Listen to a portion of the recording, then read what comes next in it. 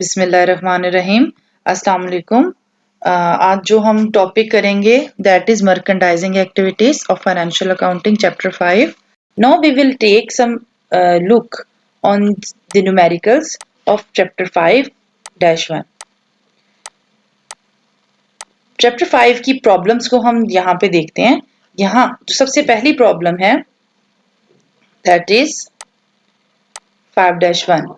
Indian Lake Lumber Company is the only lumber yard in Baymount, a remote mountain town, and popular ski resort.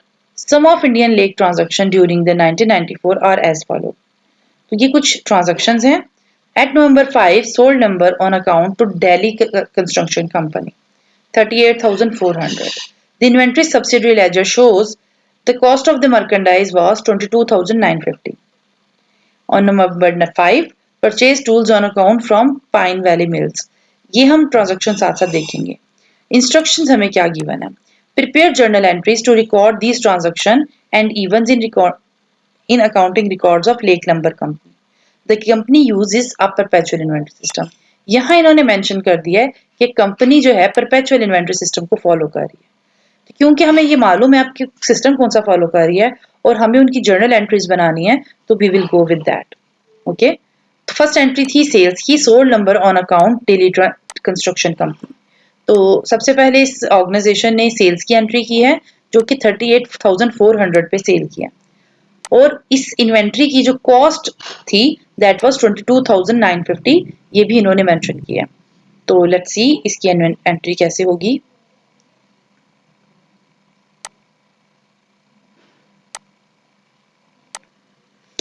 तो हम जो पहली entry करेंगे that is general journal में 5 नवंबर को अकाउंट रिसीवेबल डेबिट और to Daley construction and sales account credit. Clear? हम ये एंट्री यहाँ पे करेंगे, good sold on account, but we have to focus that we are following perpetual inventory system. तो मैंने आपको बताया परपेचुअल इन्वेंटरी सिस्टम में जब भी सेल्स की एंट्री होगी तो सिंगल नहीं डबल एंट्री होगी, और दूसरी एंट्री में हम इसकी इस आइटम की कॉस्ट मेजर करेंगे। तो the next entry will B cost of goods sold account debit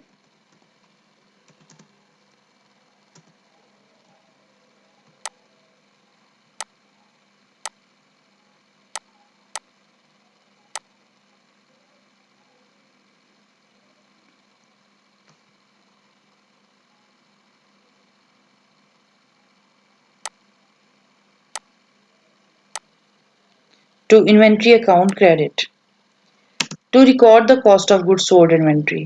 अब ये किस अमाउंट से करेंगे? That will B 20। हम देख लेते हैं एक दफा फिर क्या एंट्री थी, 22,950। 22,950 से हम कॉस्ट यानी कि कॉस्ट प्राइस से इस अमाउंट को दोबारा से मेंशन कर देंगे। ठीक है, तो at the time of sale हमने ऑटोमेटिकली दो एंट्रीज कर ली, एक account receivable debit sales credit, and second entry cost को कन्वर्ट करने के लिए, इन्वेंट्री को कॉस्ट में कन्वर्ट करने के लिए, that is cost of goods sold debit and inventory account credit. इससे क्या होगा, इन्वेंट्री का बैलेंस डिक्रीज कर गया और एक्सपेंस जो हमारा क्रिएट हुआ है cost of goods sold main expense वो इंक्रीज कर गया, और नरेशन देंगे to record the cost of goods sold. Next entry देखते हैं। On 9th November, purchased tools on account from Pine Valley Mills, 1,04,000। तो हमने यहाँ पे ऑन अकाउंट टूल्स परचेज किए हैं जो कि लंबर हमारी बेसिकली गुड्स थी। तो हम इसके लिए क्या एंट्री करेंगे? तो इसके लिए हमने बेटा एंट्री की है इन्वेंट्री अकाउंट डेबिट, परचेजेस यहाँ मेंशन नहीं करेंगे, inventory account debit and account payable account credit. तो ये हम एंट्री करेंगे यहाँ पे, और जो हमने परचेजेस की हैं उसको इन्वेंट्री अकाउंट में डेबिट करेंगे। इसलिए किया because we are following perpetual inventory system, क्योंकि हम परपेचुअल इन्वेंट्री सिस्टम फॉलो कर रहे हैं। The next entry is at December 5 collected in cash 38,400 account receivable from Delhi construction company. तो दिल्ली कंस्ट्रक्शन कंपनी से हमने रिसीवेबल्स कलेक्ट किए हैं, तो इसकी हमारे पास एंट्री आ जाएगी cash account debit and account receivable credit at 38,400 जो हमने उनसे अमाउंट ड्यू थी वो रिसीव कर ली है। ओके,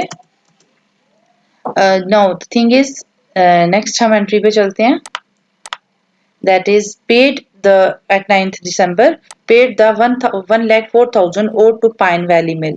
तो जो पेमेंट हमने करनी थी अपने अकाउंट पेबल को वो मेंशन, और उसकी एंट्री करेंगे account payable debit and cash account credit, क्योंकि अकाउंट पेबल हमारे डिक्रीज हो रहे हैं और डिक्रीज होके लायबिलिटी डेबिट हो जाएगी और cash receive, sorry account payable liability decrease हो रही है और कैश जो है वो हमारा वो भी डिक्रीज हो रहा है एज एन एसेट, क्योंकि हम वो पेमेंट कैश में कर रहे हैं, वो डेबिट क्रेडिट हो जाएगा। Next entry is Lake lumbar company personnel counted the inventory. उन्होंने अपनी इन्वेंट्री काउंट की ऑन हैंड एंड डिटरमाइंड, और उन्हें पता चला that it cost to be 9,64,360। ठीक है, the accounting records however indicated inventory 9,75,000। जो इन हैंड उन्होंने देखा कॉस्ट को, तो दे केम टू नो कि उनकी इन्वेंट्री 9,64,360 होनी चाहिए। लेकिन जब उन्होंने रिकॉर्ड्स को देखा तो रिकॉर्ड में जो इन्वेंट्री अकाउंट है वो शो कर रहा था कि 9,75,130 होनी चाहिए inventory, and the cost of goods sold, और जो सीजीएस रिकॉर्ड शो कर रहा है वो 3,21,07,130 होनी चाहिए, सॉरी 32,17,130 होनी चाहिए। The physical count of the inventory was observed by company's auditor and is considered correct। और ये फिजिकल काउंट बिल्कुल ठीक है, इस पे रिलायबल काउंट है। तो know what we have to do, इसका मतलब कि किसी ना किसी नॉर्मल लॉस की वजह से रीजन से डिफरेंस क्रिएट हुआ है, तो हम इस डिफरेंस को परपेचुअल इन्वेंट्री सिस्टम में सीजीएस को कॉस्ट करेंगे। तो इसका तरीका ये है कि हमने cost of good sold account को डेबिट और इन्वेंट्री को क्रेडिट कर दिया, और जो भी नॉर्मल लॉस था वो सीजीएस यानी कि कॉस्ट ऑफ गुड सोल्ड को चार्ज कर दिया। Okay, and this to charge the normal loss, इसकी नरेशन में मेंशन करेंगे to the cost of good sold, और इसकी जो अमाउंट है दैट इज 10,770। जो डिफरेंस अमाउंट है वो हम यहाँ पे मेंशन कर देंगे।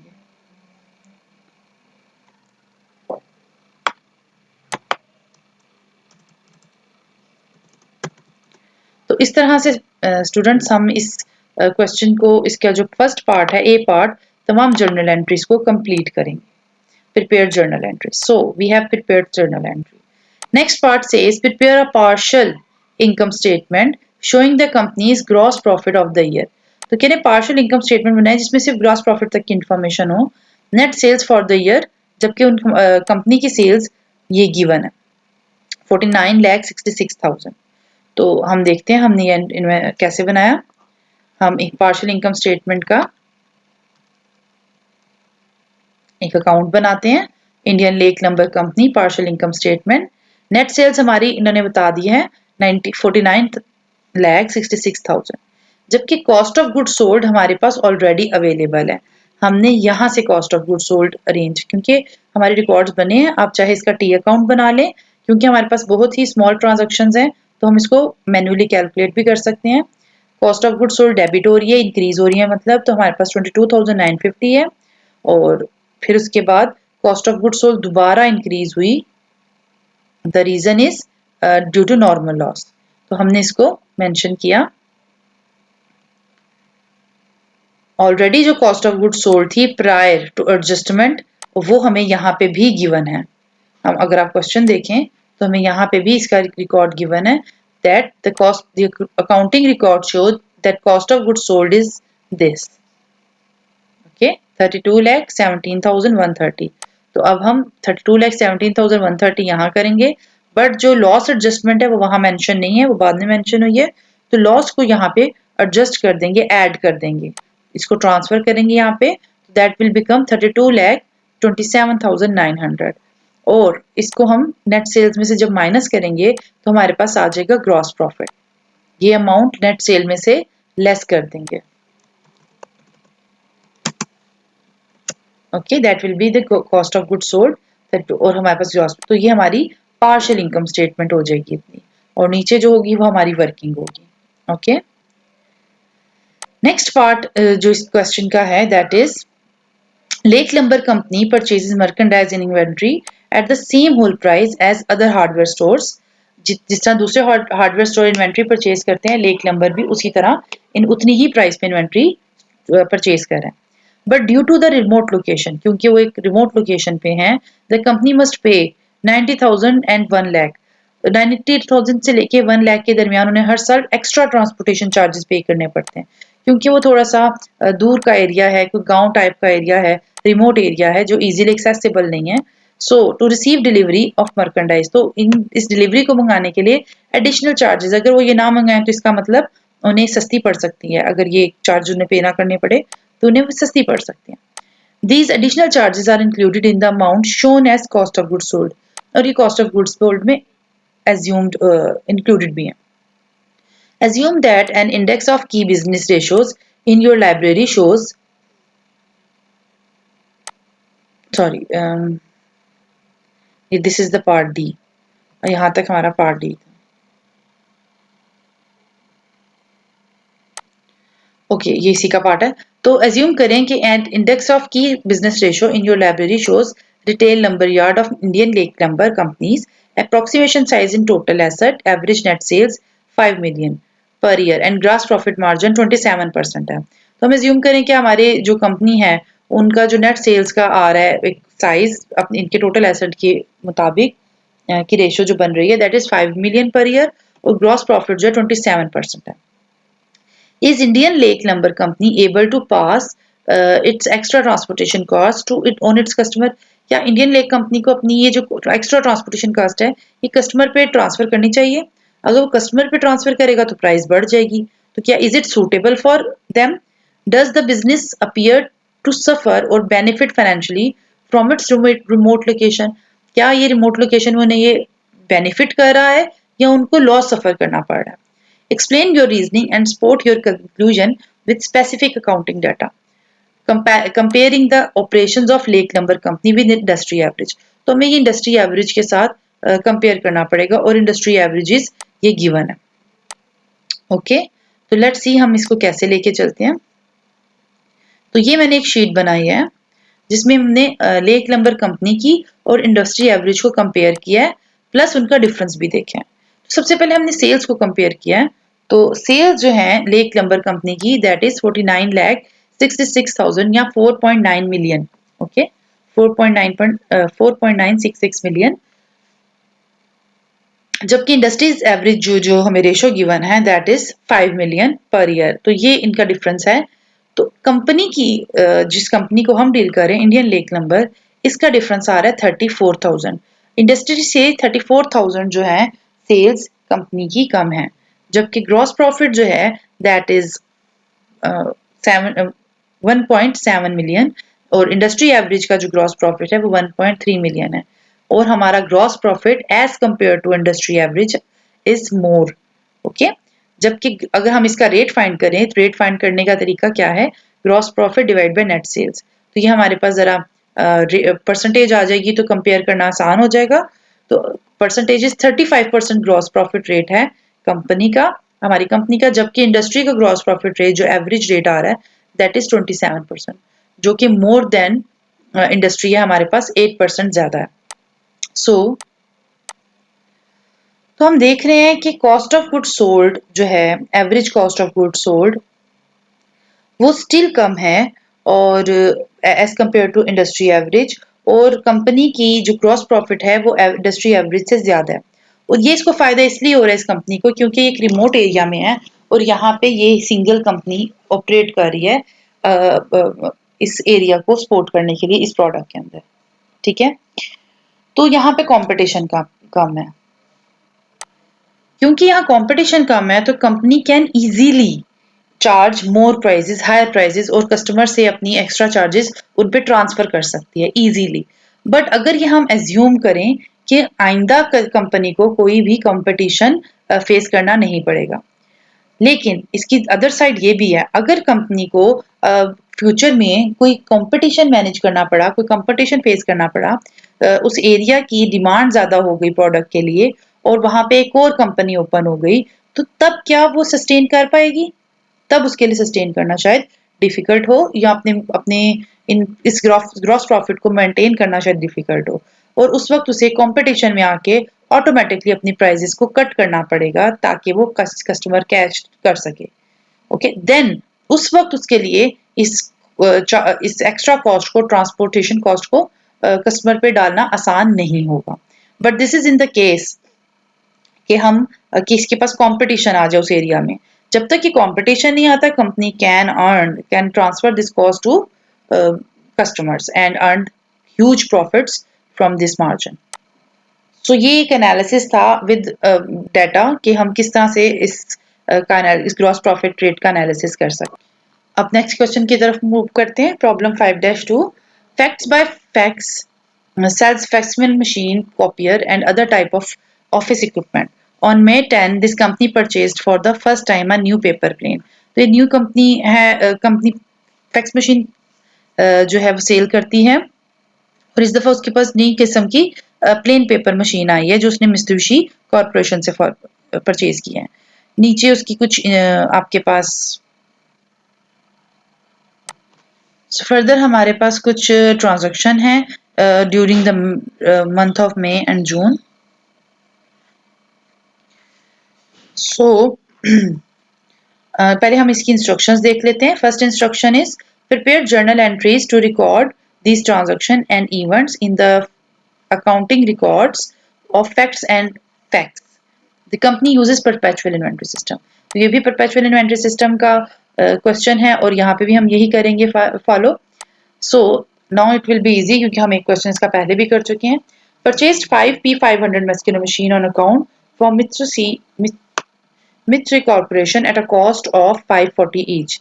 Payment due in 30 days. तो इसकी हम क्या एंट्री करेंगे, क्योंकि हम परचेज कर रहे हैं तो इन्वेंट्री अकाउंट डेबिट। तो ये जैसा कि आप देख रहे हैं हम यहाँ पे क्या करेंगे, इन्वेंट्री अकाउंट को डेबिट करेंगे।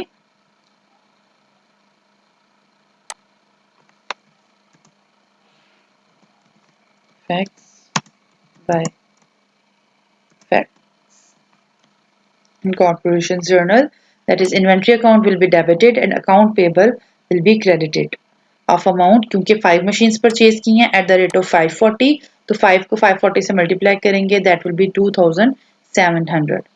Next entry on 23rd May, sold 4 P500 Faskinel machine on account of 2 Foster and Cole stock broker, sale price 900 per machine. 900 पर मशीन के हिसाब से इन्होंने ऑन अकाउंट 4 मशीन्स को सेल किया। तो क्योंकि परपेचुअल इन्वेंट्री सिस्टम यूज कर रहे हैं तो बड़ी अहम बात कि यहाँ पे 2 एंट्रीज होंगी इस डेट पर। Let's follow that. पहली तो एंट्री होगी account receivable to sales. Okay, account receivable to sales है क्योंकि 4 मशीन सेल कर रहे हैं और एट द रेट ऑफ 990, तो रिटेल प्राइस हमारे पास यहाँ सेल प्राइस 990 है। 990 को 4 से मल्टीप्लाई करेंगे 3600, और इसी के लिए हम सेकंड एंट्री जो करेंगे that will B cost of goods sold account debit and inventory account credit.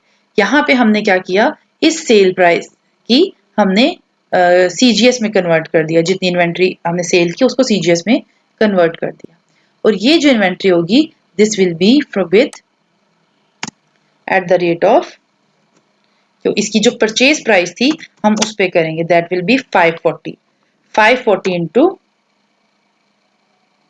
4। तो 4 मशीन्स हमने सेल की हैं और 540 इसका सेल कॉस्ट प्राइस थी, तो कॉस्ट प्राइस से हम इसे मल्टीप्लाई करेंगे that will B 2160। Okay, that is very important. 2 entries तो करेंगे लेकिन इनकी अमाउंट इस एंट्री की अमाउंट सेल प्राइस से होगी और इस एंट्री की जो है रिकॉर्डिंग वो कॉस्ट प्राइस से होगी। What will be the next entry? Next on 24th में परचेज एन एडिशनल 9 और मशीन्स परचेज कर लिए हैं मित्सुई कॉर्पोरेशन से, और अब जो इसकी प्राइस थी परचेज प्राइस वो 540 अभी भी थी, और पेमेंट ड्यू इन 30 डेज मतलब ऑन क्रेडिट है। तो अब हम देखते हैं इसकी क्या एंट्री होगी। Again inventory account debit and account payable credit, because 5 machines purchase की 540 पे, तो अगेन हम 540 से इसको मल्टीप्लाई कर देंगे। सॉरी, these are 9 machines, तो 9 machines परचेज की तो अब ये मल्टीप्लाई हो जाएगा 540 से। नेक्स्ट हमारी जो एंट्री है that is on June 9 paid 2700 cash to Mitsubishi corporation. जो मित्सुबिशी कॉर्पोरेशन की पेमेंट थी 10 मई को हमने उससे जो परचेज की थी वो वाली पेमेंट हमने इनको 2700 पे कर दी है। तो जब पे करेंगे that is account payable to cash, क्योंकि लायबिलिटी है डिक्रीज हो रही है। नेक्स्ट इज ऑन 19 जून दो मशीन्स जो हैं वो हमने सेल कर दी हैं to Tri State Realty for cash. अब हमने कैश पे किया है और कितनी सेल प्राइस थी 950 पर मशीन। तो हमें हर क्वेश्चन में क्लियरली गिवन है सेल प्राइस और हमें डाटा कॉस्ट प्राइस का भी गिवन है। तो यहाँ पे क्योंकि हम परपेचुअल इन्वेंट्री सिस्टम फॉलो कर रहे हैं तो यहाँ पे भी हम क्या करेंगे, इन मशीन की एक सेल प्राइस पे एंट्री करेंगे और एक कॉस्ट प्राइस पे। तो द एंट्री विल बी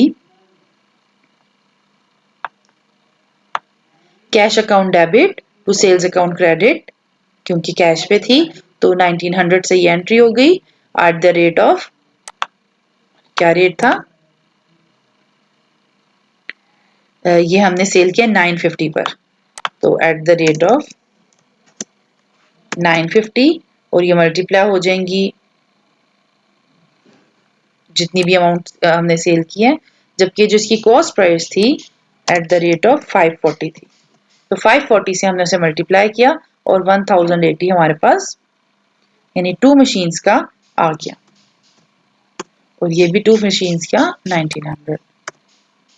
तो ये हमने सेम डे पे सेम डेट पर ये एंट्री दोनों कर लेनी है, क्योंकि सेल्स हुई हैं तो साथ ही कॉस्ट ऑफ गुड सोल्ड भी, क्योंकि हम परपेचुअल इन्वेंट्री सिस्टम फॉलो कर रहे हैं। Third is how many Mitsubishi Fascinal machine were in inventory on 31st May, from what accounting record did you obtain। वो कह रहे हैं कि आपको ये कैसे पता चला कि किस डेट पर कितनी मशीन्स पड़ी होंगी। सॉरी मैं नेक्स्ट पे आ गई हूँ। Second is post the appropriate information, इसे inventory subsidiary journal ledger account में ट्रांसफर करें। सब्सिडरी लेजर अकाउंट क्या, एक तो इन्वेंट्री का एक मेजर हेड टी अकाउंट बनता है, लेकिन क्योंकि हमारे पास अगर इन्वेंट्री डिफरेंट इन्वेंट्रीज हो तो हम उसका एक सब्सिडरी लेजर भी बनाते हैं। इसे इन्वेंट्री लेजर कार्ड या इन्वेंट्री कार्ड भी कहते हैं। हम इसका मॉडल देखते हैं। This is a type of card which we have to follow. Okay,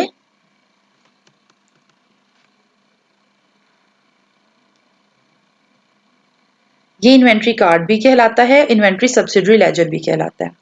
इसके तीन मेजर पार्ट हैं। बेसिकली तो हमने इसकी इंफॉर्मेशन देनी होती है कि आइटम वी आर जिसकी हम बात कर रहे हैं, तो in this the item is Mitsui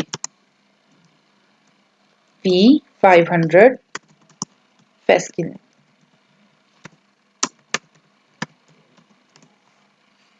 इसका प्राइमरी सप्लायर हमारे पास कौन है, Mitsui कॉर्पोरेशन। जबकि सेकेंडरी की हमें कोई इंफॉर्मेशन अवेलेबल नहीं है और मिनिमम इन्होंने अगर मेंशन किया हुआ है तो 1 to 10 हमारा मैक्सिमम ऑर्डर है, मिनिमम एक मशीन और मैक्सिमम 10। डिस्क्रिप्शन क्या है, ये basically plain paper Fascinal machine है।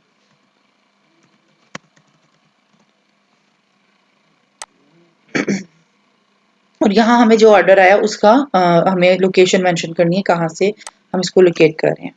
ओके, अब इसको बनाने के लिए नेक्स्ट हमारे पास फर्स्ट कॉलम डेट का है और नेक्स्ट कॉलम हमारे पास परचेज का है। परचेज में फर्दर तीन जो कॉलम्स हम बनाएंगे, यूनिट्स, यूनिट कॉस्ट और टोटल, जो हमने परचेज की है आइटम।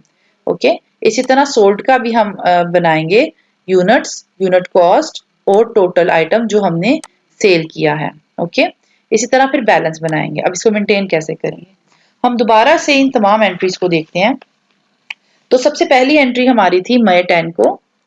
मई 10 को हमें कहा गया कि हमने 5 यूनिट्स परचेज किए हैं। हमारे पास परचेज आ रहे हैं 5 units at the unit cost of 540। Okay, total हमारे पास कितना आया, हमारे पास कितनी टोटल परचेजेस आ गई 2700। 2700 हमारे पास टोटल परचेज आ गई। इसी परचेजेस को हमने अब अपना बैलेंस में भी लिखना है। तो in the balance, okay let me highlight this.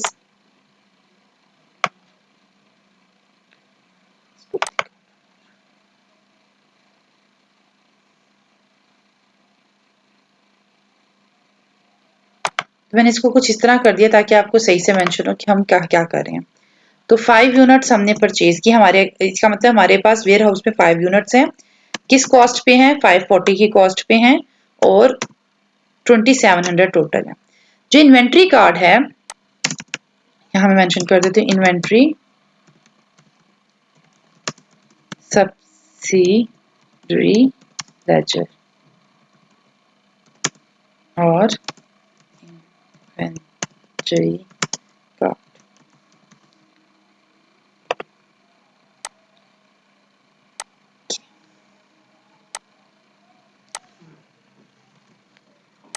ये जो इन्वेंट्री कार्ड है ये हमें कॉस्ट प्राइस पे ही बनाना है। इसमें जितनी भी अमाउंट्स आएंगी सब कॉस्ट अमाउंट्स आएंगी। ओके, ये हमारा बैलेंस आ गया ऑन May 10। हमारी जो नेक्स्ट एंट्री है that is on May 23। May 23 को बेसिकली एंट्री क्या थी? हमने सेल की थी 4 यूनिट्स, तो 4 यूनिट्स हमारे सेल हो गए। अब हम सोल्ड कॉलम में लिखेंगे 4 यूनिट्स, क्योंकि इन्वेंट्री कार्ड है तो इस पे हम सारी sale price sorry cost price लिखेंगे। तो 540, अब ये CGS बेसिकली बन रही है। 540 की हमारी सेल हो गई एट 4, तो इट विल बिकम 2160। ओके, अब हमारे पास क्या बैलेंस रहा? 5 यूनिट्स में से 4 यूनिट सेल हो गए तो 1 यूनिट रिमेनिंग रहा। कॉस्ट, यूनिट कॉस्ट हमारी एज इट इज है 540 और हमारे पास जो टोटल अमाउंट है 541 मल्टीप्लाई करेंगे तो 540 की ये प्रोडक्ट हमारे पास पड़ी हुई है। नेक्स्ट ऑन May 24 मई में हमारे पास एक और ट्रांजैक्शन है, परचेज की ट्रांजैक्शन। हमने 9 मोर मशीन्स परचेज की एट द कॉस्ट ऑफ 540 और यहाँ पे जो हमारे पास अमाउंट बनी दैट वाज 4860। और अगेन हमारा बैलेंस चेंज हो गया। पहले से हमारे पास वेयर हाउस में 1 मशीन थी और 9 मशीन्स और ऐड हो गई। नाउ इट इज 10 मशीन्स है हमारे पास 540 की कॉस्ट पे और टोटल इनका जो बैलेंस बनता है दैट इज 5400। ओके, फिर हमारे पास एक और एंट्री आई एट जून 19 पे हमने फिर सेल्स की और दैट इज कितने यूनिट सेल किए? 2 यूनिट सेल किए और उनकी भी कॉस्ट प्राइस ये जो 540 यहाँ मेंशन है वो हमने कर दी 540 पे सेल एंड अब ये जो हो गया 1080। अब 10 यूनिट्स में से 2 यूनिट मोर सेल हो गए हैं तो हमारे पास 8 यूनिट्स रिमेनिंग रहे और अभी 540 की ही कोई और डिफरेंट कॉस्ट पे हमने परचेजिंग नहीं की तो हमारे पास बैलेंस 540 ही आ रहा है और 540 मल्टीप्लाई बाय 8 करेंगे तो दैट विल बी 4320। अब बेसिकली यहाँ हमें फौरन से एक अप टू डेट एनालिसिस मिल गया कि these are the basically CGS, ये हमारे पास जो है वो CGS आ रही है।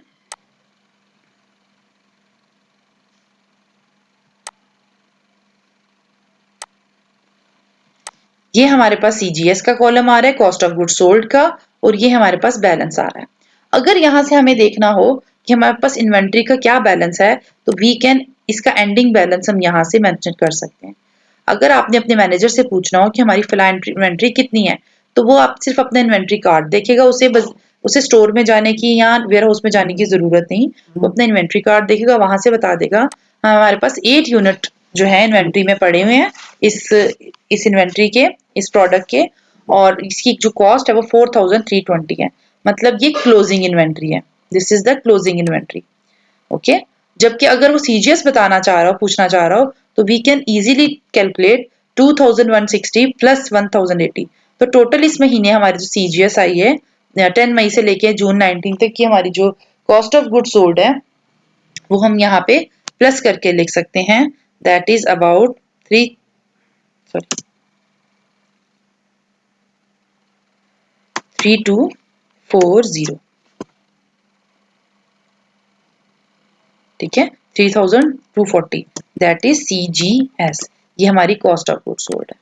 कॉस्ट ऑफ गुड सोल्ड को यहाँ पे हमने इसे प्लस कर लिया, जबकि इन्वेंट्री का रिमेनिंग एंडिंग बैलेंस देखने के लिए हम यहाँ से देख लेंगे। तो this is inventory subsidiary laser. ये हो गया इस क्वेश्चन का part 2। Next is how many Mitsubishi, कह रहे हैं कि आपने इन्वेंट्री 31 मई को जो ली है, ठीक है, वो आपने कैसे ली और कौन से अकाउंटिंग रिकॉर्ड से हमें पता चलेगा। From what accounting record did you obtain the answer from this question. तो द थिंग इज, हम जो अकाउंटिंग रिकॉर्ड फॉलो कर रहे हैं that is perpetual inventory system.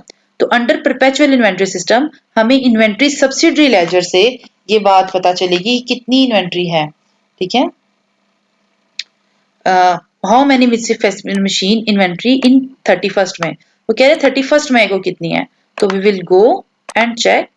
24 की लास्ट ट्रांजैक्शन थी, तो 31 तक कोई और ट्रांजैक्शन नहीं हुई, तो इसका मतलब 31 को जो इन्वेंट्री है दैट इज 10 यूनिट्स। 31 को हमारे पास 10 यूनिट्स की इन्वेंट्री मौजूद होगी। इसको मैं ग्रीन से कर देती हूँ क्योंकि उसके बाद 24 मई के बाद कोई भी ट्रांजैक्शन नहीं हुई, तो 31 पे हमारे पास 10 यूनिट्स की इन्वेंट्री पड़ी हुई है। हम इजीली इन्वेंट्री लेजर देख के बता देंगे। Next is from what record accounting record did you obtain the information.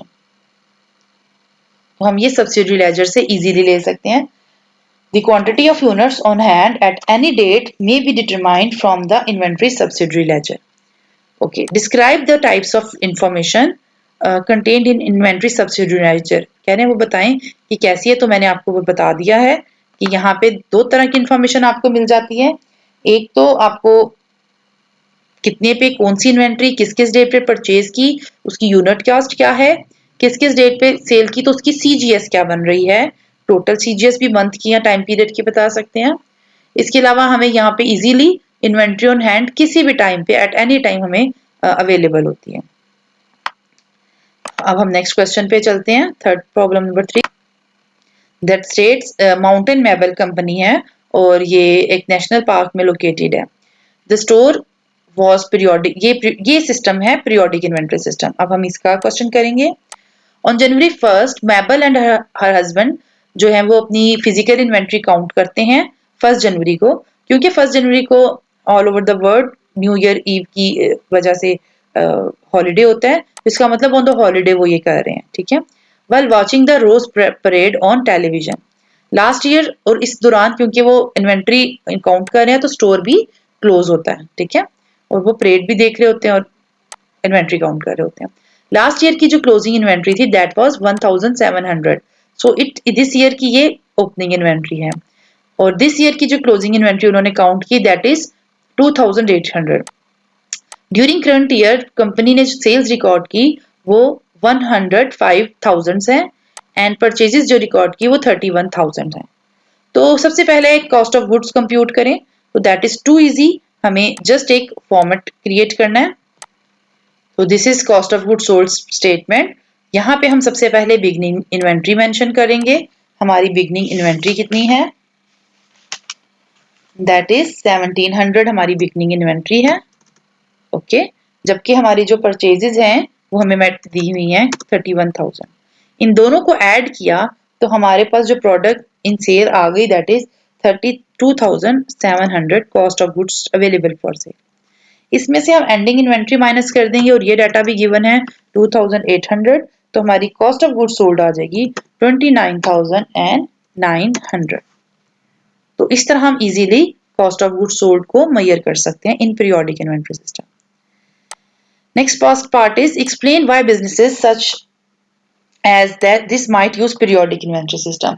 तो क्यों पीरियोडिक इन्वेंट्री सिस्टम में ये जो है स्मॉल बिजनेस प्रेफर, क्योंकि माउंटेन मेबल एक बहुत ही स्मॉल बिजनेस है जहां पे कोई किसी को एक्सटर्नल रिपोर्टिंग नहीं करनी, ओनर खुद ही मैनेज कर रहा है और हर वक्त वो स्टोर में भी अवेलेबल होता है, ठीक है। उसने सिर्फ टैक्स रिटर्न के लिए कुछ रिपोर्टिंग करनी है तो करनी है, बट और किसी को कोई दूसरे ओनर नहीं जिसको उसने रिपोर्टिंग करनी है, ठीक है। तो ओनर को खुद ही आइडिया की चीजें क्या है, उसको मैनेज, उसको परपेचुअल इन्वेंट्री का मेंटेन करने की रिकॉर्ड जरूरत नहीं है।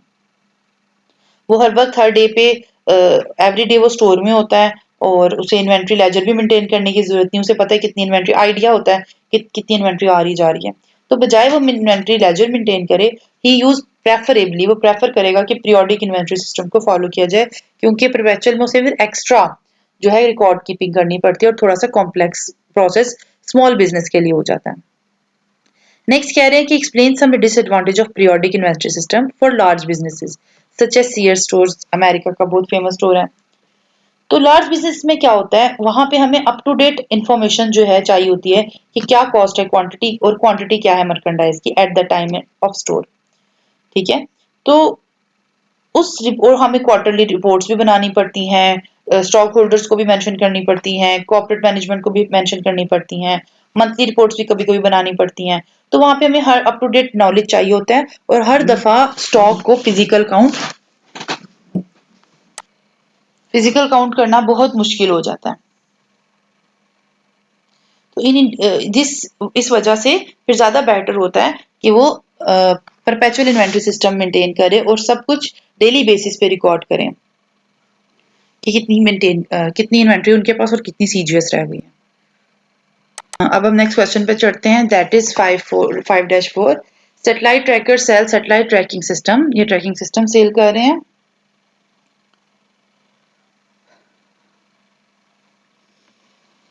इन आउटर स्पेस। और ये जो सिस्टम फॉलो कर रहे हैं, इन्होंने पहले बता दिया इन्वेंट्री जो है एट दिसंबर 31 लास्ट ईयर, पिछले साल इनके पास जो इन्वेंट्री थी 22,000 थी और फर्स्ट वीक ऑफ जनवरी इनके पास 2 ट्रांजैक्शंस हैं। ठीक है, एक परचेज की एक सेल की।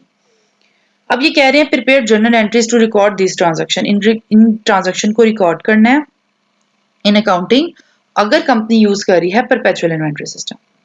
ठीक है, तो जब परपेचुअल इन्वेंट्री सिस्टम फॉलो करेंगे तो सबसे पहले sold one tracking system costing 11,200, तो क्या एंट्री करेंगे?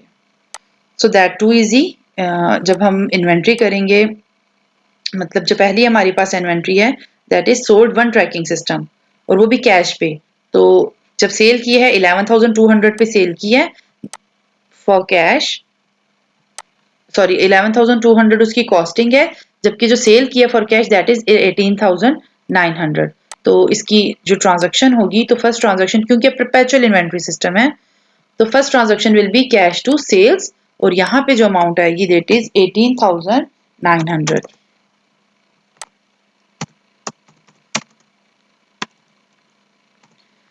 और क्योंकि परपेचुअल इन्वेंट्री सिस्टम है तो साथ ही cost of good sold to inventory भी हम मेंशन करेंगे और ये एंट्री हमारी कॉस्ट प्राइस से होगी और इसकी कॉस्ट प्राइस थी 11,200। Okay, to record the cost of good sold. जो सेकेंड एंट्री है that is purchase merchandise on account from Yamaha.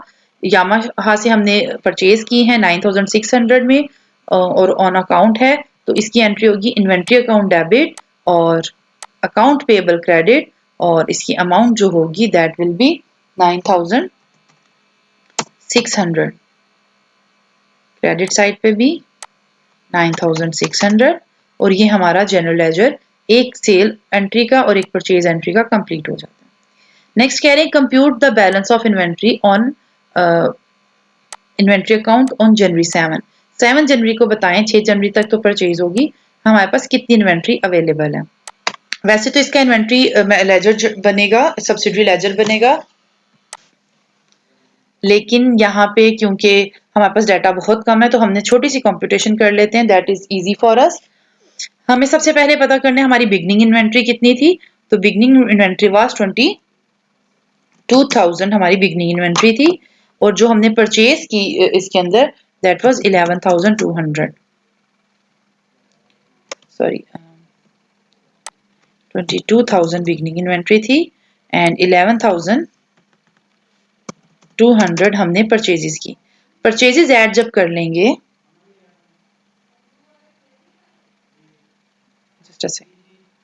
जी तो सॉरी यहाँ मैंने सेल प्राइस लिख दी थी, तो परचेजेस जो हमने की दैट वाज 9,600, तो ये अमाउंट इसमें ऐड कर लेंगे दैट विल बिकम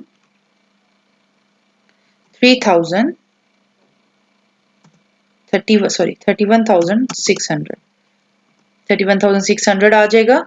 इसमें से जो यूनिट सोल्ड, जितने यूनिट्स हमने सोल्ड कर दिए, कॉस्ट ऑफ गुड सोल्ड जो हमारी थी वो क्योंकि एक ही ट्रांजैक्शन हुई तो हमें वहां से पता है कि ये हमारी कॉस्ट ऑफ गुड सोल्ड 11,200 थी, क्योंकि उन्होंने मेंशन किया एक ही ट्रांजैक्शन हुई है परचेज की भी और सेल की भी, तो 11,200 यहाँ से हम माइनस कर देंगे। जब वो माइनस करेंगे तो हमारे पास एंडिंग इन्वेंट्री आ जाएगी that will B 20,400. Okay, this is the ending inventory. Calculation हमें इसलिए करनी पड़ी क्योंकि वन परचेज वन सेल थी, तो हमने उसके लिए इन्वेंट्री सब्सिडी लेजर नहीं बनाया. But we can prepare inventory subsidy ledger also for this course. आप बनाएंगे, पहले का आपका बैलेंस होगा, आप वो बनाएंगे और आपको पता चल जाएगा. मैं आपको बना के दिखा सकती हूँ क्योंकि हमारे पास यूनिट कॉस्ट नहीं है तो मैं यहाँ मेंशन नहीं करती.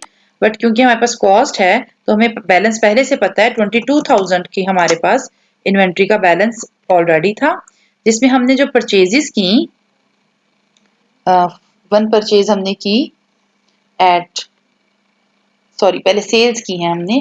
सेल्स हुई है हमारी 3 जनवरी को, तो 3 जनवरी को हमारी सेल होगी.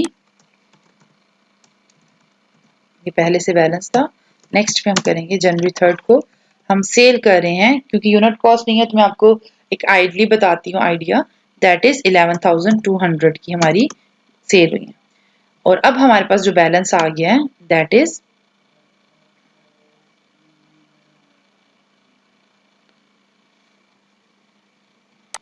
That is 10,800. और नेक्स्ट हमारे पास जो डेट आ रही है वो है एट जनवरी 6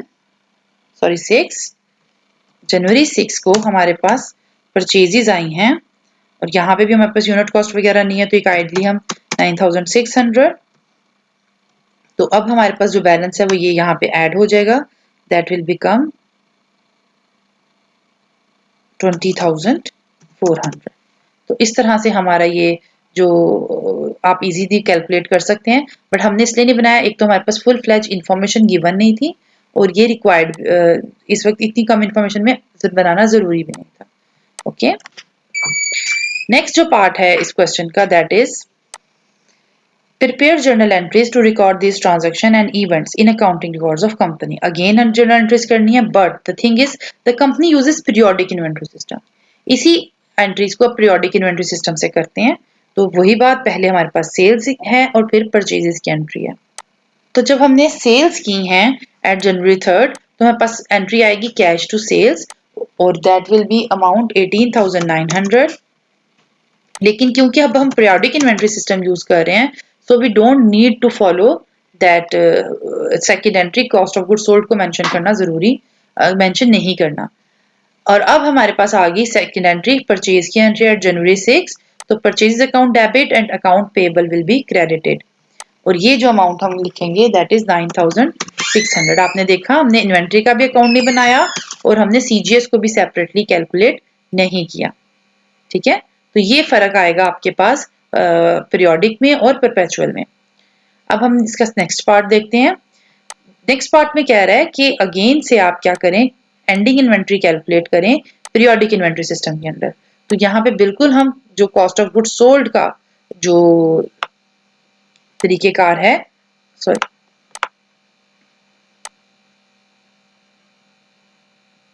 उसी को हम compute the cost of good sold. तो जो कॉस्ट ऑफ गुड सोल्ड का सिस्टम है हम उसको फॉलो करेंगे. और दैट विल बी, क्योंकि इस प्रोसेस में हमें कॉस्ट ऑफ गुड सोल्ड लेने के लिए हमें इन्वेंट्री का काउंट लेना पड़ेगा. ठीक है, बट यहाँ पे हम जो इन्वेंट्री लेंगे वो हम use your answer to part B as ending inventory. तो कह रहे हैं आपने जो पार्ट बी का आंसर है एंडिंग इन्वेंट्री का वही यहाँ पे यूज करना है. तो बिगनिंग इन्वेंट्री जो थी हमारी दैट वाज 22,000 मेंशन थी और परचेजेस हमारी फिर से क्या है 9,600. ओके, तो अब हमारे पास cost of goods available for sale कितनी आ जाएगी 31,600. जबकि एंडिंग इन्वेंट्री ने हमने जो पिछला आंसर यूज करना है दैट इज 20,400. और अब हमारे पास जो सीजीएस है दैट विल बी 11,200. आप देखें इस प्रोसेस से जब हम सीजीएस कैलकुलेट कर रहे हैं तो भी सेम ही आ रही है. बट द थिंग इज यहाँ पर हमारे पास जो है वो फिजिकल काउंट करना पड़ता है एंडिंग इन्वेंट्री को लेने के लिए और काम थोड़ा करना पड़ता है. नेक्स्ट क्वेश्चन पे चलते हैं. तो लास्ट क्वेश्चन जिस पार्ट का है that is which inventory system आपको लगता है कि कंपनी को प्रोबेबली यूज करना चाहिए.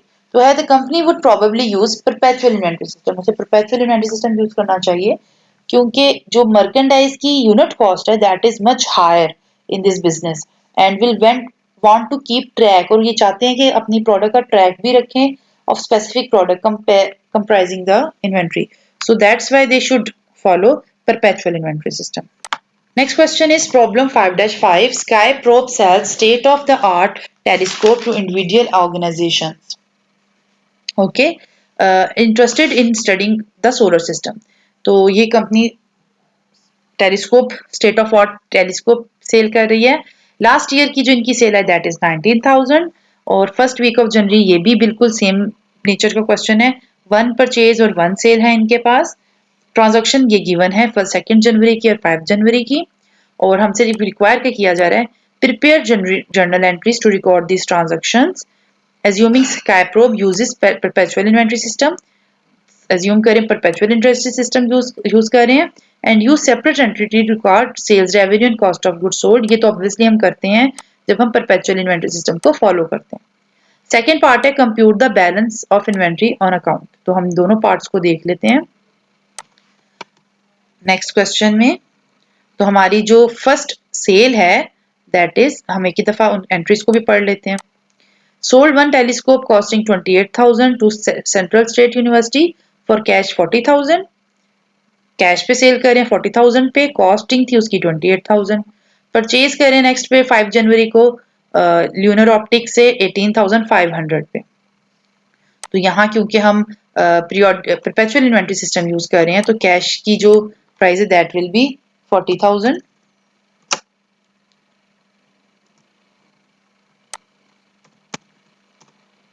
सोल्ड मर्केंडाइज जबकि इसी जो एंट्री के साथ हम सीजीएस की एंट्री करेंगे और वो होगी 28,000 से कॉस्ट प्राइस से. और सेल्स की जो परचेज की एंट्री है वो इन्वेंट्री टू अकाउंट पेबल होगी और दैट विल ऑफ अमाउंट 18,500. और जिसका बी पार्ट है कि आप इन्वेंट्री बताएं तो बिल्कुल वैसे ही एंडिंग बिगनिंग इन्वेंट्री हम मेंशन करेंगे. बिगनिंग इन्वेंट्री वाज 90,000 और जो 90,000 शुड बी हियर. और जो परचेजेस हैं that are cost of goods purchase क्योंकि एक ही परचेज की है पूरे टाइम पे 18,500 और हमारे पास अब बैलेंस आ गया 1,85,8,500. ओके, अब इसमें से हम यूनिट सोल्ड जितनी हमारी सीजीएस है या कॉस्ट ऑफ गुड सोल्ड हमें एज्यूम कर रहे हैं जो हमारी एक ही सेल हुई है उसकी जो कॉस्ट है दैट इज 80,000.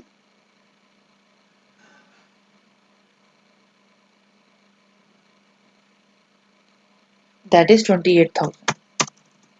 वो हम माइनस कर देंगे तो हमारे पास जो इन्वेंट्री आ रही है दैट इज जो हमारे पास रिमेनिंग इन्वेंट्री है ending inventory that is 80,500.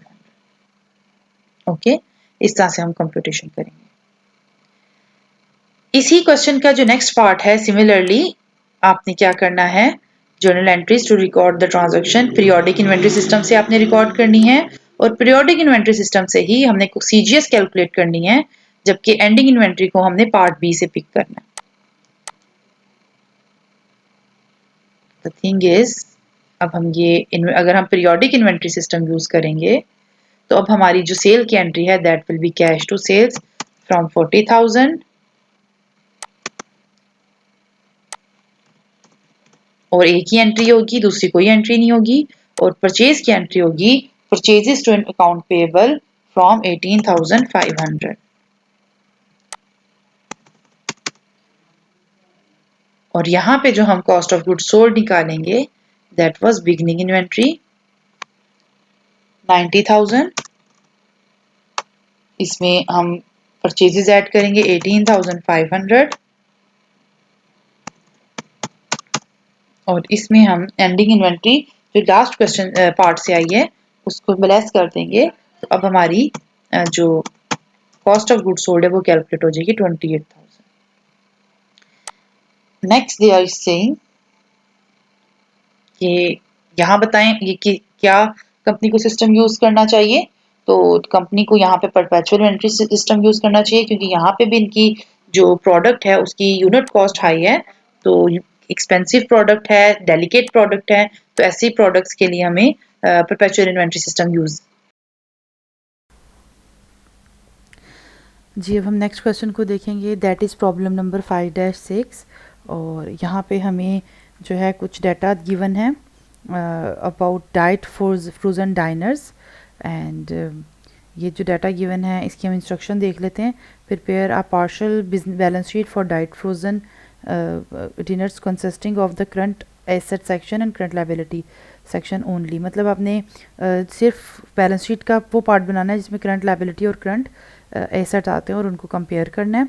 And second part में कह रहे हैं compute the current ratio and the amount of working capital, explain how each of these measurement is computed. तो अब हम इसमें बैलेंस शीट का भी पार्ट देख लेते हैं और यहाँ पे हम वो भी देखते हैं कि किस तरह से हम रेशो कैलकुलेट करेंगे। तो ये हमारे पास आगे करंट एसेट और करंट लायबिलिटीज़ हमारे पास गिवन है, सीक्वेंस वाइज हमने इनको मेंशन कर दिया है, स्केच बना लिया ड्राफ्ट मैंने। अब मैं इसमें जो डाटा अवेलेबल है उसको पुट करती जाऊंगी।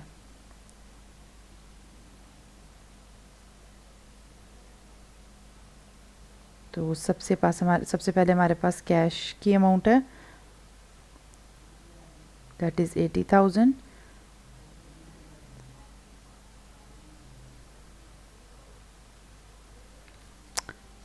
सॉरी 47,600।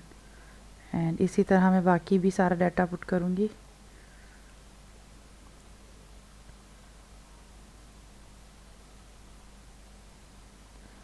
अब ये सारे टोटल करंट एसेट आ गए, दैट इज़ 63,700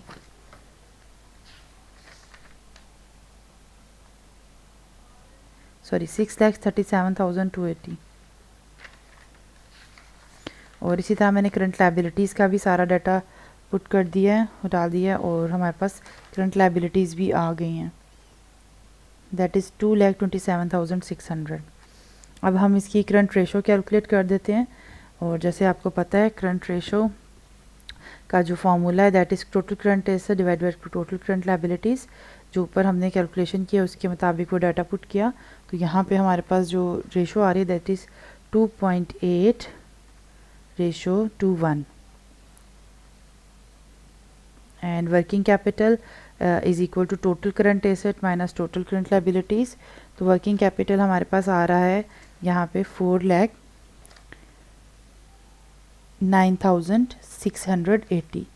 और जहाँ तक यहाँ की पोजीशन की बात है तो इस कंपनी की पोजीशन करंट रेशो और वर्किंग कैपिटल देख के स्ट्रॉन्ग पोजीशन लगती है as to short run debt paying ability, because almost जो एक लायबिलिटी के लिए कंपनी के पास 3 current asset almost 2.8 current asset available हैं। अगर कुछ लॉसेस भी हो जाएं तो company can sell its merchandise on hand sell करके जो है या अपने अकाउंट रिसीवेबल से कलेक्ट करके जो है वो कंप्लीट कर सकते हैं, उन लॉसेस को कवर कर सकती है।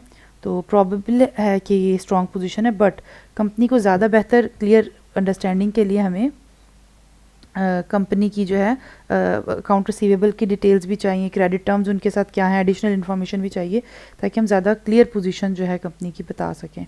But up to the given information company is in strong position. तो दिस इज़ द एनालिसिस। ये इस तरह से हमने कंपनी की रेशो एनालिसिस यहाँ उसको जो कंपनी की पोजीशन है उसको मेंशन करना होता है। नेक्स्ट क्वेश्चन पे चलते हैं बेटा, दैट इज़ 5-7। एंड इसके अंदर हमें कुछ डाटा गिवन है और विद मिसिंग फिगर्स। और ये डाटा बेसिकली एक डिपार्टमेंट स्टोर है, यहाँ पे कुछ अकाउंटिंग स्टूडेंट के लिए उन्होंने ये डाटा निकाला है ताकि वो देख सके उसकी अकाउंटिंग इन्फॉर्मेशन को टैली कर सके। तो कुछ डाटा गिवन है, कुछ जो है वो कैलकुलेट करना है, मिसिंग फिगर्स हैं बैक पे हम कर सकते हैं। इंस्ट्रक्शंस हमें क्या है कि हम बैलेंस शीट बनाएं 31 दिसंबर 1994 की। And second is multi step income statement बनाएं। And third is current ratio, working capital, gross profit calculate करें। That is not difficult thing. Multi step income statement basically तब बनाई जाती है जब आपके पास जो स्टेटमेंट्स हैं वो आपके पास या तो मैन्युफैक्चरिंग कंसर्न हो या फिर आपके पास ट्रेडिंग कंसर्न हो। तो ट्रेडिंग कंसर्न में हम बनाने लगे हैं। तो ये मैंने स्केच बना लिया है वह बैलेंस शीट का for saving my time, video को शॉर्टर करने के लिए। तो यहाँ पे सबसे पहले जो जो हमारे पास डाटा अवेलेबल है हम उसको पुट करते जाएंगे। तो मेजर जो डाटा था उसका स्केच ये था कि करंट एसेट है, प्लांट इक्विपमेंट है, अदर एसेट, टोटल एसेट होगी, करंट लायबिलिटीज़, उसमें लॉन्ग टर्म लायबिलिटीज़ ले लेंगे तो टोटल लायबिलिटीज़ हो जाएंगी, और फिर स्टॉक होल्डर इक्विटी ऐड करेंगे जो कि मिसिंग है तो हमारे पास वैल्यू आ जाएगी। तो सबसे पहली जो वैल्यू है हम उसको देखते जाते हैं और पुट करते जाते हैं। इसमें कुछ डाटा हमारा इनकम स्टेटमेंट से रिलेटेड है, कुछ हमारे पास बैलेंस शीट से रिलेटेड है। तो सबसे पहले हमारे पास करंट एसेट्स हैं जो कि करंट लायबिलिटीज़ हैं जो कि हैं 2000। तो हम इसे यहाँ करंट लायबिलिटीज़ के सामने मेंशन कर देते हैं।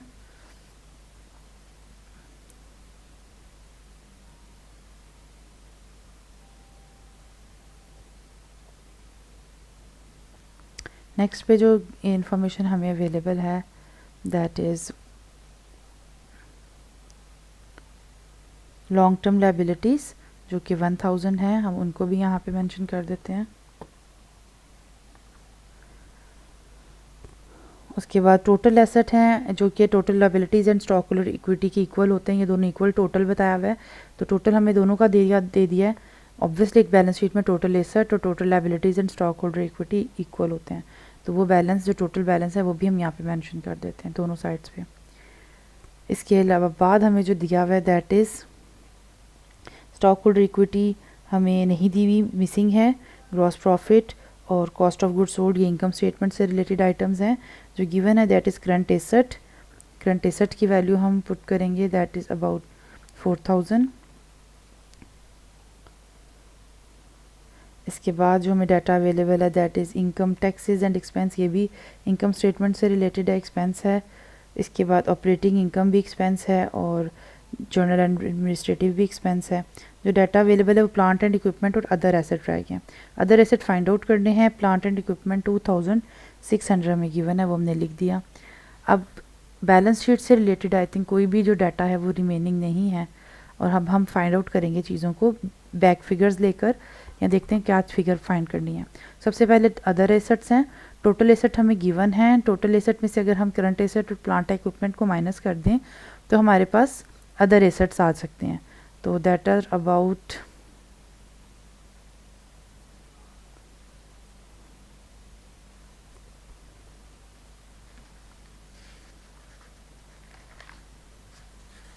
इसी तरह हम बाकी फिगर्स भी जो है मिसिंग फिगर्स वो निकाल लेंगे, और ये मैंने इसकी वर्किंग सपोर्टिंग कैलकुलेशंस की हुई हैं। इसको माइनस किया तो दैट इज़ अबाउट 200 हमारे पास अदर एसेट्स आ रहे हैं। तो इसको हम मेंशन कर देंगे। ये हमारी जो कैलकुलेटिंग है फिगर है वो है जो हमने रीअरेंज करके डाटा को कैलकुलेट किया है। अब लायबिलिटीज़ के सेक्शन में आए तो हमसे यहाँ पे जो चीज़ मिसिंग है, करंट लायबिलिटीज़ लॉन्ग टर्म दोनों दी हुई हैं, उन दोनों को प्लस कर लेंगे तो हमारे पास टोटल लायबिलिटीज़ आ जाएंगी।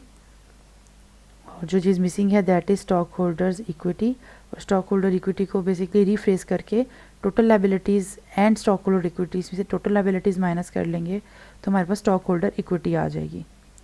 तो स्टॉक होल्डर इक्विटी के लिए हमने जो सपोर्टिंग कैलकुलेशन मेंशन की है,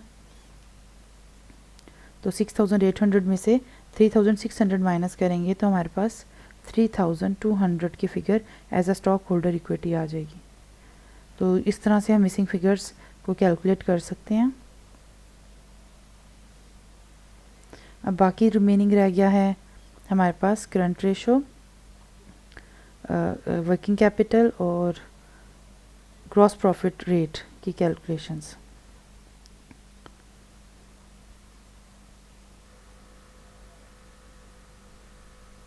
तो यहाँ पे जो डाटा हमने कैलकुलेट किया सारा मिसिंग फिगर से, अब हम देख लेंगे इनकम स्टेटमेंट के पार्ट में क्या क्या चीज़ें गिवन हैं एंड उसको कंप्लीट करेंगे। तो सबसे पहले हमारे पास नेट सेल्स गिवन है डाटा में, तो हमने लिख ली नेट इनकम कैलकुलेट करनी है। इसके बाद सेलिंग एक्सपेंसेस हमारे पास गिवन है, तो सेलिंग एक्सपेंसेस के सामने सेलिंग एक्सपेंसेस लिख देंगे 1000 एंड ये हमारे पास जो इनकम स्टेटमेंट है, मल्टी स्टेप इनकम स्टेटमेंट, उसका फॉर्मेट है। पहले आपने पढ़ा होगा net sales minus gross profit, cost of goods is equal to gross profit. Next जो हमारे पास फिगर है ग्रॉस प्रॉफिट, वो उन्होंने कैलकुलेट करने को दिया है, और उसके बाद जो है कॉस्ट ऑफ गुड्स सोल्ड हमें गिवन है, तो वो हम उसके सामने लिख देते हैं cost of goods sold that are 7000।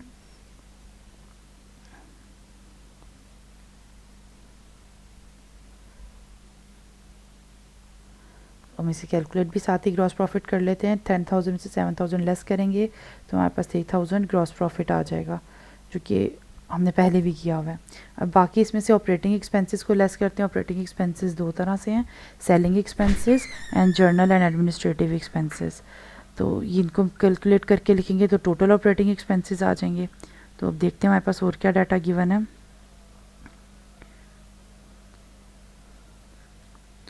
अब हमारे पास इनकम टैक्स का जो डाटा है वो गिवन है।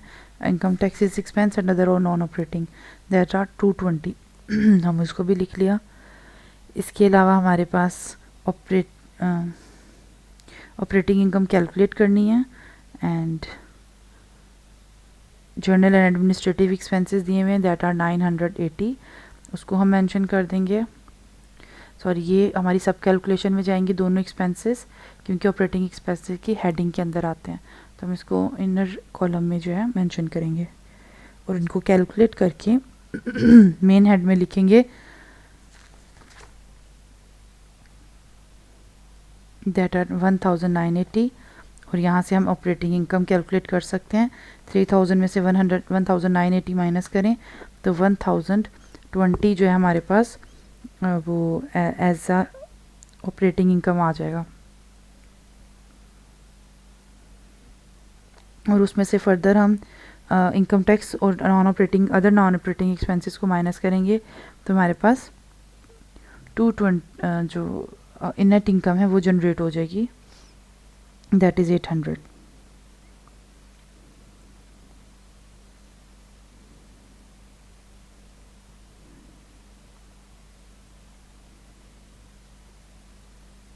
और ये हमने बैलेंसिंग फिगर लिया। जो जो यहाँ पे हमें से कहा गया है फाइंड आउट करने को, वो हमने फाइंड आउट कर ली हैं फिगर्स इस क्वेश्चन के मुताबिक।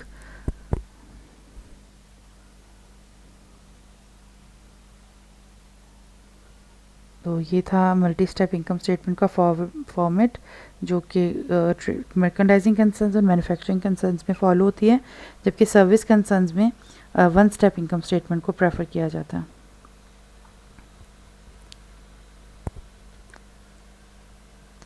अब हम करंट रेशो और वर्किंग कैपिटल को कैलकुलेट कर लेते हैं, और ये हमने पहले भी फार्मूलाज देख लिए हैं, और ग्रॉस प्रॉफिट रेट को भी हमने देखा है। Gross profit divide by net sales multiply by 100 होता है। यहाँ हम जो ऊपर गिवन इंफॉर्मेशन है वहाँ से हम करंट एसेट और करंट लायबिलिटीज़ को लेके इस बाकी की रेशोज़ को सॉल्व आउट कर सकते हैं।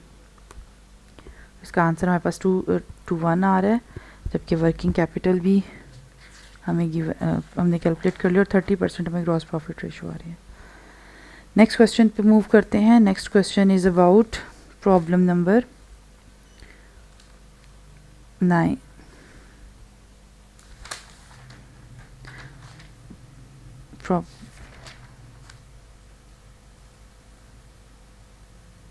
नंबर 9, इसमें हमें 21st century sound purchase 50 compact disc player from advance technology at a price of 200 a piece, और इसकी सेल की जो टर्म्स थी दैट वाज 210 नेट 30। तो 21st सेंचुरी जो है उनको 2 डिस्क बाद में पता चला कि वो ख़राब हैं, उन्होंने वो इमीडिएटली वापस कर दी और बाकी 48 डिस्क के लिए डिस्काउंट पे कर दिया। तो इंस्ट्रक्शन हमें ये हैं कि हम इन सीक्वेंस में ट्रांजैक्शंस को रिकॉर्ड करें for the journal of 21st century, और कंपनी ये एज्यूम करिए कि company inventory perpetual inventory system follow करती है, और इसमें अहम बात यह है कि कंपनी ने परचेज़ ऑफ मर्केंडाइज को नेट कॉस्ट पे जो है कैलकुलेट करना है या रिकॉर्ड करना है। हमारे पास जो सीक्वेंस में एंट्रीज आ रही हैं वो सबसे पहले परचेज़ की एंट्री है एंड देन फर्दर हमारे पास जो आ रही है दैट इज़ डिफेक्टिव रिटर्न की है एंड देन पेमेंट की है। तो क्योंकि परपेचुअल इन्वेंट्री सिस्टम फॉलो हो रहा है तो इन्वेंट्री जो है वो हमारे पास जो एंट्री होगी that will B inventory account debit and account payable credit, और ये 50 डिस्क प्लेयर हैं और eight the rate of 200। But क्योंकि नेट कॉस्ट मेथड हम फॉलो करेंगे तो नेट कॉस्ट मेथड का मतलब ये है कि इसमें हमारे पास जो डिस्काउंट है 2% वो हम क्योंकि पेमेंट ड्यूरिंग द उसमें कर रहे हैं उसमें करेंगे डिस्काउंट पीरियड ना भी पता हो तो नेट कॉस्ट मेथड में हमने eight the time of inventory 2% जो डिस्काउंट है उसको लेस करके नेट कॉस्ट हमने जो है उसकी कैलकुलेट करनी है। इस मेथड के अंदर हम डिस्काउंट वाला जो पोर्शन है वो एज्यूम उसको जो है मेंशन नहीं करते, तो डिस्काउंट इस मेथड के अंदर नहीं आता, डायरेक्टली हम डिस्काउंट लेस करके ही अमाउंट लिखते हैं। तो यहाँ पे जो अमाउंट आएगी हमारे पास वो बेसिकली 200 ईच जो कॉस्ट पड़ी है प्राइस पड़ी है उसमें से हम लेस करेंगे 2% कैश डिस्काउंट। तो ये तकरीबन 200 इंटू 0.2 करेंगे तो हमारे पास फिगर आ जाएगी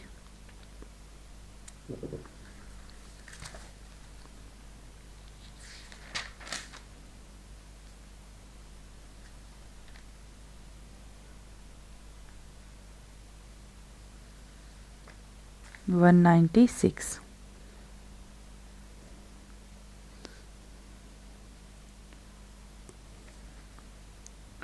बेसिकली एक आइटम के ऊपर हमें डिस्काउंट मिला है तो 200 में से फिर 4 को लेस करेंगे तो जो परचेज प्राइस हमें नेट कॉस्ट पे मिली है दैट इज़ 196। तो 196 से हम 50 कम्पैक्ट डिस्क को मल्टीप्लाई करेंगे 196 मल्टीप्लाई बाय 50 तो देन हमारे पास वैल्यू आ जाएगी 9800। उससे हम ये परचेज़ की एंट्री करेंगे। This is net cost method, मतलब हमने डिस्काउंट यहाँ मेंशन नहीं किया और हमने डायरेक्ट ही जो है एंट्री जो है उसमें से डिस्काउंट लेस कर दिया और उसे कहीं पे भी इसके अंदर इस जर्नल के अंदर मेंशन नहीं होगा डिस्काउंट जी। नेक्स्ट एंट्री वाज के जो एसेट है वो उसमें से 2 ख़राब निकले और वो वापस कर दिए। तो जब वो इन्वेंट्री वापस करेंगे तो अकाउंट पेएबल डेबिट लायबिलिटी कम हो रही है और इन्वेंट्री अकाउंट क्रेडिट क्योंकि एसेट भी जो है वो कम हो रहा है। तो अब वो वापस कितने पे जाएगा, ऑब्वियसली 196 पे हमने परचेज़ किया है तो हम उसे 196 मल्टीप्लाई 2 करेंगे तो दैट विल बी 390। 196 मल्टीप्लाई 2 तो 392 हमारे पास कॉस्ट आ जाएगी।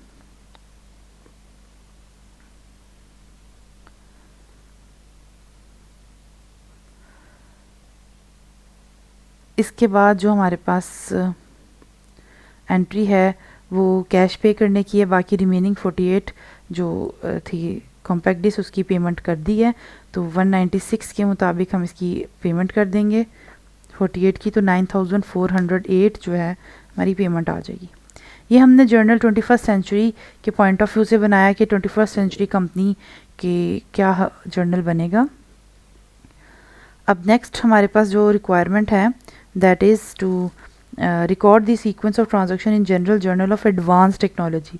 अब आप एडवांस टेक्नोलॉजी के लिए काउंटिंग करेंगे और उनके लिए जर्नल बनाएंगे और वो भी परपेचुअल इन्वेंट्री सिस्टम यूज़ करती हैं। बट द अहम थिंग जो इंपॉर्टेंट थिंग है इसके अंदर that is sales transaction at full invoice price पे रिकॉर्ड करेंगे और एडवांस के टेक्नोलॉजी के लिए इनकी जो कॉस्ट प्राइस है 105 है। तो एडवांस टेक्नोलॉजी की जो सीक्वेंस ऑफ एंट्रीज़ हैं वो जिस तरह होंगी कि सबसे पहले एडवांस टेक्नोलॉजी सेल्स कर रही है 21st सेंचुरी को ऑन अकाउंट, तो अकाउंट रिसीवेबल डेबिट और सेल्स अकाउंट क्रेडिट। बट क्योंकि ये एंट्री जो है फुल इनवाइस प्राइस पे करेंगे और यहाँ पे डिस्काउंट भी मेंशन होता है इस तरह की एंट्रीज़ में, तो फिर उसका हम मल्टीप्लाई बाय 50 200 से करेंगे तो दैट विल बी 20,000। और ये इन्वेंट्री क्योंकि ये लोग क्योंकि advance technology perpetual inventory system use कर रही है तो इसकी सेल के साथ दूसरी एंट्री भी आएगी कॉस्ट ऑफ गुड सोल्ड की। तो कॉस्ट ऑफ गुड सोल्ड में इन्होंने बताया कि एडवांस टेक्नोलॉजी के लिए कॉस्ट जो है 105 है, तो 105 से 50 को मल्टीप्लाई करेंगे, 5250 कॉस्ट है इस कंपनी की। बाकी दो जो हैं ट्रांजैक्शन गुड्स इनको वापस सेल्स आ गई हैं क्योंकि उन्हें डिफेक्ट लगा था कस्टमर को, तो डिफेक्टिव आइटम वापस जब आएंगी तो उनको 200 इंटू 2 करेंगे तो 400 की हमारे पास जो सेल्स रिटर्न आ जाएगी। तो सेल्स रिटर्न डेबिट और अकाउंट रिसीवेबल क्रेडिट।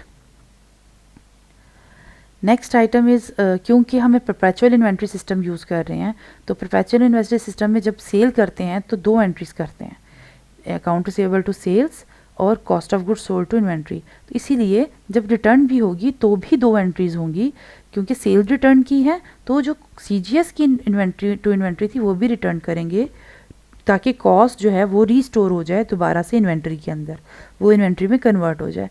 तो इन्वेंट्री इंक्रीज़ होकर डेबिट हो जाएगी और cost of goods sold expense decrease होकर क्रेडिट हो जाएगा। और ये एंट्री हम 105 के अमाउंट से कॉस्ट प्राइस से करेंगे तो ये 100 आ जाएगी, 210 इसकी अमाउंट आ जाएगी। लास्ट पे जब पेमेंट, क्योंकि फुल इनवॉइस प्राइस पे ये क्वेश्चन हो रहा है, तो लास्ट पे जो पेमेंट होगी वो कैश में रिसीव हो रही है और क्योंकि उसको डिस्काउंट हम अलाउड कर रहे हैं तो सेल्स डिस्काउंट या डिस्काउंट अलाउड के नाम से हमारे पास अकाउंट भी बनेगा। तो बेसिकली जो एंट्री बनेगी that will be cash account debit, sales discount account debit and account receivable account credit.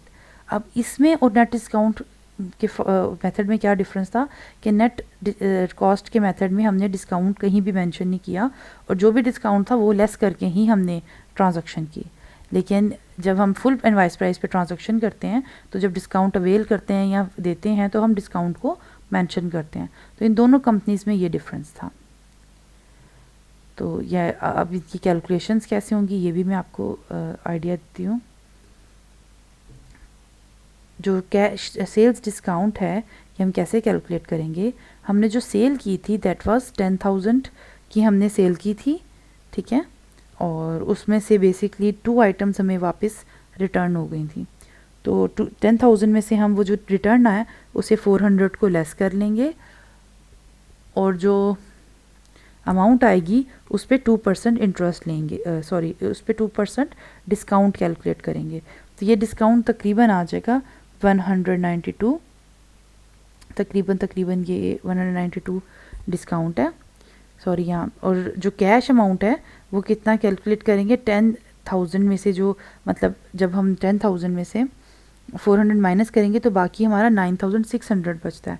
तो 9,600 में से हम जब 192 को माइनस करेंगे तो हमारे पास कैश आ जाएगा जो हमें रिसीव करना है।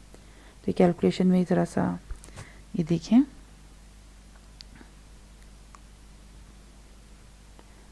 $10,000 में पहले माइनस कर लेंगे हम 400 को, ये रिटर्न का इफ़ेक्ट आ जाएगा। तो जो कैश की अमाउंट है वो भी 9,600 में से बेसिकली हमने फिर, क्योंकि हम पहले रिटर्न माइनस करेंगे फिर उसमें से डिस्काउंट को माइनस करेंगे 192। तो अब ये जो अमाउंट है 9,408 that will be cash received. इतना कैश हमने रिसीव किया। And thank you so much, आज के लिए इतना ही। Thank you so much for watching our video. अल्लाह हाफिज़।